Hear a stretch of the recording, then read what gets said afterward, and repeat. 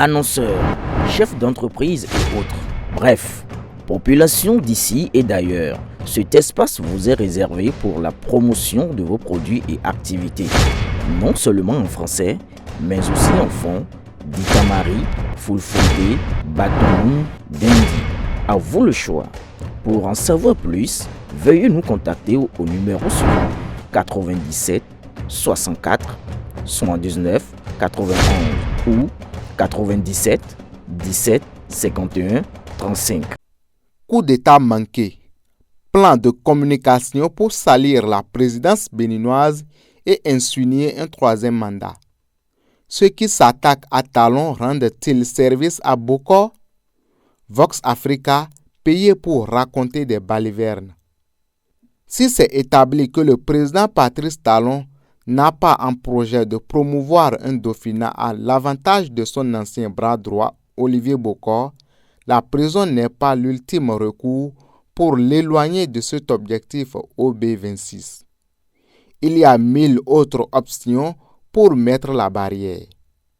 Au titre du code électoral en vigueur, Olivier Bokor, libre de ses moyens, n'avait déjà aucune chance d'être porté candidat. Il ne remplissait pas les conditions pour être éligible. N'ayant pas préalablement milité dans aucun parti, même s'il est le propriétaire délégué des 2 blocs de son frère, il butait déjà sur les remparts. De ce fait, il ne pouvait pas être porté candidat à la présidentielle prochaine. Sauf, bien évidemment, si le président Talon en décide autrement.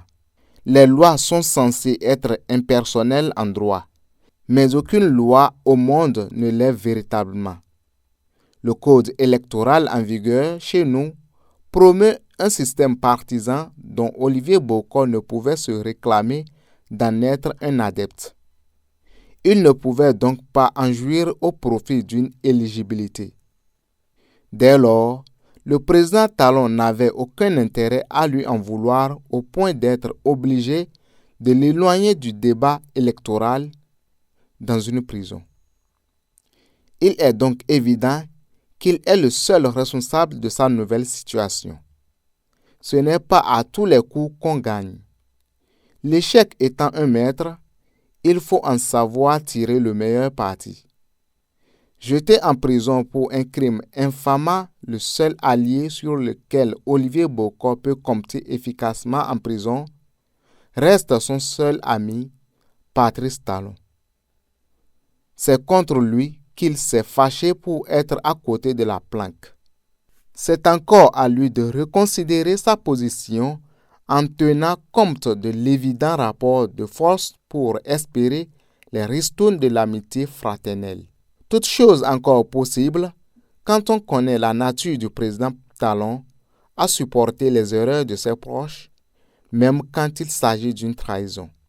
C'est bien au nom de cette même amitié qu'un député alors mêlé jusqu'au cou dans une affaire de tentative de coup d'État a pu se soustraire des liens de la justice jusqu'à bénéficier de l'indulgence du président Talon pour ses soins dans un hôpital de prestige en Europe.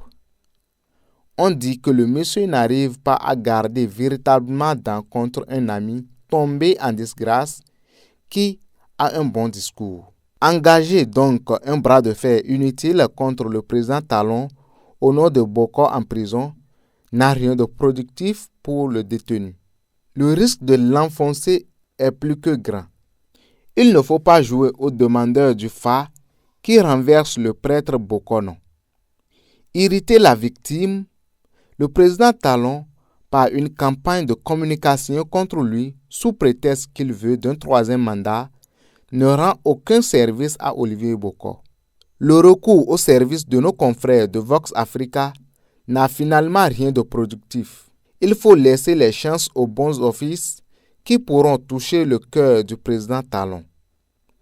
Étant déjà trop gêné de voir son ancien ami frappé par la bêtise de sa logique de rue, tout est encore possible après le procès pour que le premier magistrat surfe sur son pouvoir pour faire bénéficier à son petit frère et son fils Oswald Omeki de la loi votée dans ce sens.